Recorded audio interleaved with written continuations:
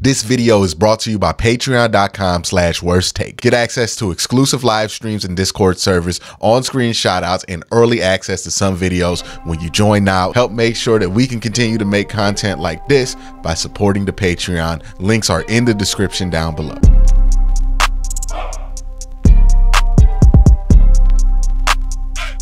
So the Browns just wrapped up joint practice with the Minnesota Vikings. And I got to be honest here.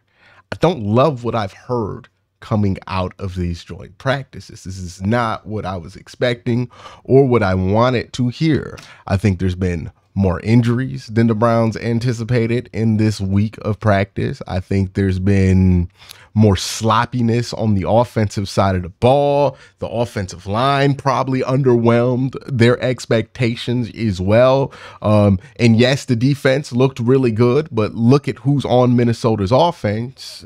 You should expect that defense will look good. It's nice to hear that Martin Emerson is doing a great job against Justin Jefferson, but we know Martin Emerson's one of the better young corners in all of football. This is not new information. What is new information is that Denzel Ward is on concussion protocol. Greg Newsome is still not back. And while it's nice to know that the secondary can hold up minus those two, there's more concerning information that we're getting from camp, especially on the offensive side of the ball. Let's start with what I feel like is the most fixable problem, and then go to the problems that I'm more and more concerned about as we go further. So the most fixable problem that I've seen in camp is the overall sloppiness, right? The Browns are getting a lot of false starts. They're getting a lot of illegal procedures, procedural penalties, things that are operations based that I think will fix themselves with time. They don't seem like they're structural issues. This just seems like an inevitable downside to switching offensive coordinators and adding a ton of stuff. Even if you didn't add a new offensive coordinator, when you bring this much stuff into the Browns offense, which, like, when you watch them in the preseason or even in camp, you can see by the formations that they run and everything else that they're running a bunch of new stuff. Like, there's a bunch of new stuff in that playbook. You kind of expect these things. That's kind of normal. It is concerning that it feels like we're going to end this week and we still have these issues. And how many more opportunities are the Browns going to have to clean up these issues? Like, if this happens during the last preseason game, it's a kind of a thing that you have to look into when you're talking about preparing for the Dallas Cowboys. But in the grand scheme of things, this sort of issue happens with teams in the Browns situation all the time. And by the time we get to the season, for a lot of teams, it ends up being a nothing burger. So I'm not too concerned about that. One area where I am concerned, and I've rung this bell before, is the offensive line. Now, there are a lot of different theories on what's going on with the Cleveland Browns offensive line. The more optimistic of us all would say, hey, it's not really that the Browns offensive line is bad. It's just that James Hudson is out there and, you know, you got some injuries along the line. You don't want to really play Joe Bitonio too much during these joint practices. It just could be that the Browns aren't sending their best offensive line out there, and that's why they aren't looking good. But to keep it real with you, it's not that we're hearing that James Hudson is struggling or Javion Cohen is struggling or some backup that's in there is struggling. We're hearing that the entire offensive line is struggling, and that is a concern. What we've seen out of DeJuan Jones in camp has not been super encouraging. He does not look like a player right now who's getting to that second level of development as a right tackle. He looks like somebody who might have plateaued last year. Again, not definitive, but it's what we're seeing from him. It's not super promising. It wasn't promising what we saw from him in the preseason game that we saw. It's not promising what we're seeing now. Hopefully he turns this around, looks a little bit better as some time goes on. I thought Ethan Posick had a bad preseason game. It doesn't sound like he's having a better joint practice, right? So those are also concerns like, hey, Ethan Posick, we wondered about this because he was so good in the old system, but somebody who was kind of signed out of nowhere and then became good in that system, if changing the offensive line coach, which the Browns had to do this offseason, was going to be something that affected his play. There are a number of theories about the offensive line. It could be injuries that's affecting play. It could be the change of offensive line coaches, really having a great effect on the offensive line. I think there's a more compelling and obvious theory, which is a lot of people have not thought about the Cleveland Browns offensive line in any serious way or any critical way since 2020. But the reality is, Bill Callahan or not, this offensive line has been declining significantly year in and year out. We can blame it on Bill Callahan leaving, but this thing was declining while Bill Callahan was the coach for 3 straight years. Like the Browns offensive line that we associate with 2020 and who the Browns are, it's not necessarily what the Browns offensive line is anymore. So that, I think, is one of the biggest things, is that people are just catching up to what's been actually happening. And because we have Bill Callahan and because we say he's the best offensive line coach, which is true, we kind of don't think about the position. We write off any issues that position group might have with other problems going off with the team. And we don't really seriously evaluate whether the Browns offensive line has lived up to that reputation and how long it's been since they've lived up to that reputation. But I've been ringing the bell for a couple of years that Wyatt Teller has not looked like 2020 Wyatt Teller in at least a couple of years.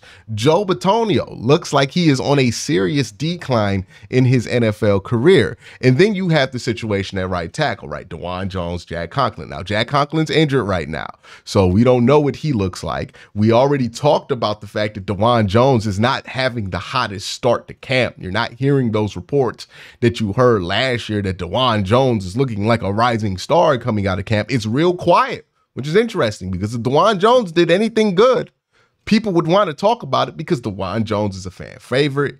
People get excited about him.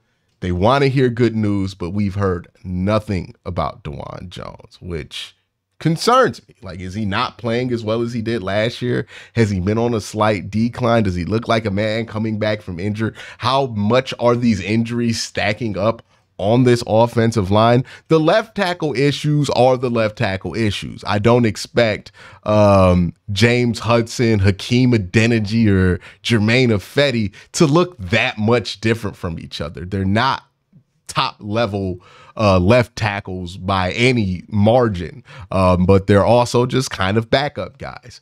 Now, does Jed Wills magically come in and fix the offensive line? I mean, that's never been the expectation of Jed Wills. I think the truth about the Browns offensive line is something that I talked about when I was reviewing both Wyatt Teller and Joe Bitonio, is that they have been declining for the last few years. And now that there's something we can point to and blame it on, which is the change of offensive line coach, we're noticing it more. But I think this has been the case. Also, you're switching to an offense now, which is, again, another thing that I talked about all offseason. You're switching to an offense now that's going to be an empty, that's going to be in 5-man protections and less 6-man and 7-man protections, right? Less 13 personnel, less 12 personnel, more 11 personnel, which means maybe you keep a running back to help pass protect, but you're not really keeping that many tight ends, or you're not really going tackle eligible. So now these offensive linemen who have been declining year in, year out are left on the island more often than not. And you could see how this leads to an offensive line that could struggle a bit.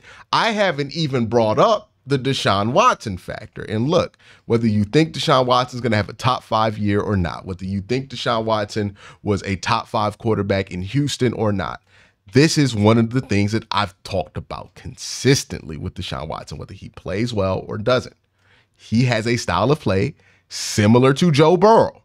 And what are the issues with Joe Burrow's style of play? Again, it doesn't stop him from having success, and it won't stop the Browns from having success, but it is an issue that does pop up. Joe Burrow takes a ton of hits. Joe Burrow gets sacked a lot.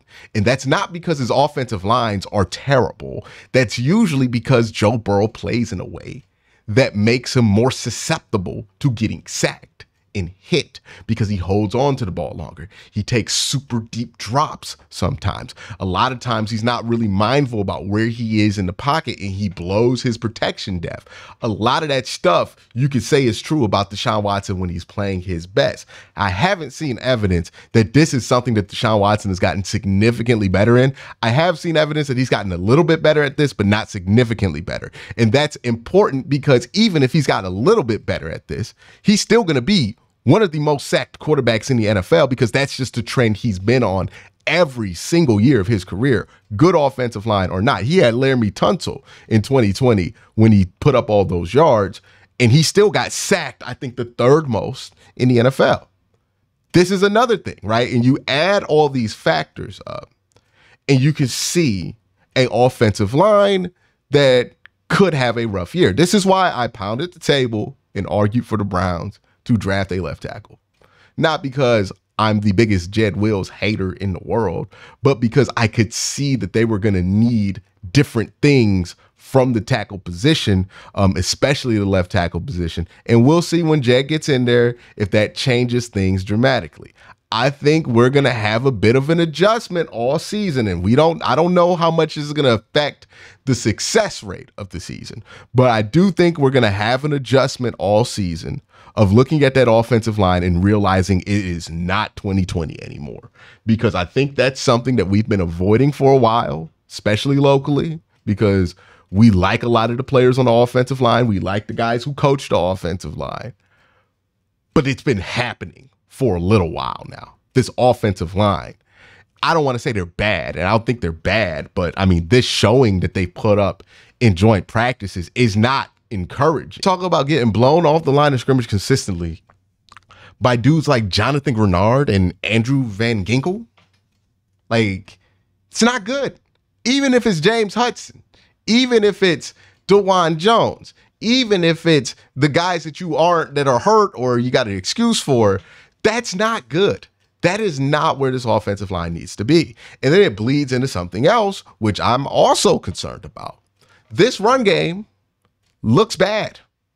Now, we'll see. We have not, the one caveat that I want to put out there is that we are all reacting to things that we have not physically seen yet, right? We're reacting to somebody else's evaluation. So take it with a huge grain of salt. Don't go full Browns are terrible or whatever, or do something silly like that. But also recognize that what we're hearing is not in the direction of what we wanted to. And I understand Nick Chubb's not in there. The run game's not going to be amazing if Nick Chubb's not in there. But the expectation with bringing in D'Onta Foreman wasn't that you're going to have a great run game even if Nick Chubb wasn't in there. The expectation was just to be league average. They don't sound like they're league average right now. They sound like they're really bad. Like, I rarely hear of the Browns running back, whoever it is, gashing somebody for 5-7 yards or getting a first down. The only time in these reports that I read the Browns running backs did anything is tackle for loss, tackle for loss, tackle for no gain. That's really bad. That's not good. That's very concerning. That's concerning for Jerome Ford. That's concerning for D'Onta Foreman, who's back at practice, by the way. I know he got carted off and helicopter lifted, but he's been back at practice, so there's really no excuse for it. And that's concerning for the Browns' offensive line. Now, again, we can blame this thing on Callahan leaving, but I don't think that's fair. I think this thing was going down the wrong direction even when Callahan was here. I mean, look at the Browns' run game performances from last year. They weren't able to be league average. For as worthless as people tell me running backs are, you would expect a great offensive line would at least be able to bring a running back to league average form, right? But that's not been the case for the last, 6 weeks of the season last year. And again, the Browns had injuries on the offensive line last year as well. But This concerns me. I think the performance from the offensive line in the trenches in joint practices this week is something that justifiably and certifiably concerns me. So when it comes to the Browns' offensive line and run game, put me down for a definite concern. Now, if I see something in these next couple of preseason games that changes how I feel about that, I will be open to changing my mind. I'm never going to be resistant to paying attention to what's actually happening and changing my mind based on that. I'm always open to that. But as of right now, my fears about the offensive line feel like they're true, right? Feel like they're legitimate. I had this fear when they switched out offensive coordinators, went to more empty sets, that this would be something to where the offensive line would be stressed more. And now we're going to see some of the holes that this offensive line has had that have gone unnoticed because we've been able to throw 6-man protections out there or do this and that. Like, now these things are coming to light. Now, a big concern because, again, it's not like the Vikings have a great defensive line. They should not be doing this to you. Yes, it's Brian Flores. Yes, Brian Flores blitzes a lot. And maybe that's an excuse for some of us. But let's be real. We play in the AFC North. Brian Flores blitzes just as much as the Baltimore Ravens will. Brian Flores blitzes just as much as the Pittsburgh Steelers will. So you're going to get pressure. You're going to get blitzed. This offensive line is going to get tested. They need to hold up better than this because let me tell you something. Jonathan Grenard and Andrew Van Winkle or Kinkle, that's not the same as TJ Watt and Alex Highsmith. That's not the same as the Baltimore Ravens bearing down on you with Justin Matabuke. That's not even close. So this should concern you. The performance coming out of there should concern you. Now, again, it wasn't all bad coming out of joint practice. It seems like when they were able to protect for Deshaun Watson, he threw the ball well. That's great. I kind of expect Deshaun Watson to throw the ball well. And again, it's not like I think the Minnesota Vikings are world breakers, so any success is going to be taken with a grain of salt. And when you are a team with Super Bowl aspirations like the Cleveland Browns are, and you look at the Vikings, and that's a team that has top 10 draft pick aspirations, your success against that team is going to always have a grain of salt attached to it. But your failures versus that team is going to have a magnifying glass because, well, that's just where you are. The Browns are supposed to be a much better team than the Minnesota Vikings. And you didn't walk away from joint practice feeling like that was the case. Now, some of that might just be the dog days of camp setting in. Some of that might be this mess of injuries that the Cleveland Browns are dealing with yet again. And some of that is the fact that maybe some pieces to this team aren't as good as we need them to be right now, and they need to get better. Maybe that includes some guys coming back from injuries.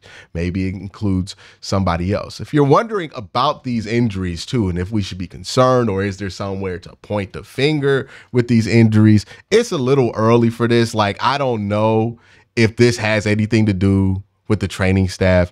I don't imagine it has much to do with the training staff because, correct me if I'm wrong, but the Browns have had the same training staff since Andrew Berry and Kevin Stefanski have been here. They were fine in 2020, 21, 22. They only had these issues with injuries in 23. I don't think they made changes to the physician staff or the training staff in that time period. So I don't think that that's on the training staff. I just think they're just running into bad injury luck, which happens in football.